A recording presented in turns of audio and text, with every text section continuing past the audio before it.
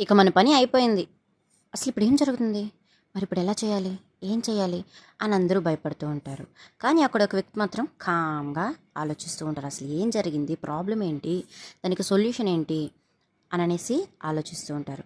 ఏంటబ్బా స్టోరీ చెప్తున్నానని అనుకుంటున్నారా? ఏం లేదండి. ఈరోజు మనము ఇంకో కొత్త వర్డ్ నేర్చుకుందాం. అదే ఇంపర్టర్బబుల్. ఏంటబ్బా నోరు కూడా తిరగని ప్రొనౌన్సియేషన్ ఉండే వర్డ్ని చెప్తున్నాను అనుకుంటున్నారా? దీని ప్రొనౌన్సియేషన్, వర్డ్, స్పెల్లింగ్ మొత్తం నేను స్క్రీన్ పైన ఇస్తున్నాను చూడండి. అసలు దీని మీనింగ్ ఏంటంటే, అది ఎలాంటి క్రిటికల్ సిచ్యువేషన్ అయినా సరే కంగారు పడకుండా, ఆవేశపడకుండా, ఓపిగ్గా, ప్రశాంతంగా ఆలోచించి ఆ ప్రాబ్లమ్ని సాల్వ్ చేయగలిగే వాళ్ళు అని అర్థం.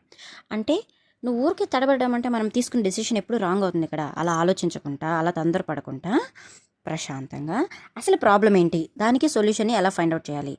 ఫర్ ఎగ్జాంపుల్ ఒక చిన్న టాపిక్ చెప్తా చూడండి. అంటే మన లైఫ్లో కొన్ని క్రిటికల్ సిచ్యువేషన్స్ వస్తాయి. అవి ఎలా ఉంటాయంటే మనల్ని కనీసం ఆలోచించడానికి కూడా భయపడేలాగా చేసేస్తాయి. ఆ సిచ్యువేషన్స్లో మనము ఏం చేస్తున్నాము, ఎందుకు చేస్తున్నాము అనే ఆలోచన కూడా మనకు ఉండదన్నమాట.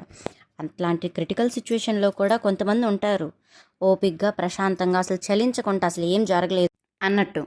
సో అలా ఎవరైతే కంగారు పడకుండా డెసిషన్స్ తీసుకుంటారో వాళ్ళని ఇంపర్టర్బుల్ అననేసి మనం పిలుస్తాం. ఇలా డైలీ న్యూ వర్డ్స్ చెప్పాలనుకుంటున్నాను. Let me know in the comments in your opinion. ఓకేనా? Thank you. Bye bye.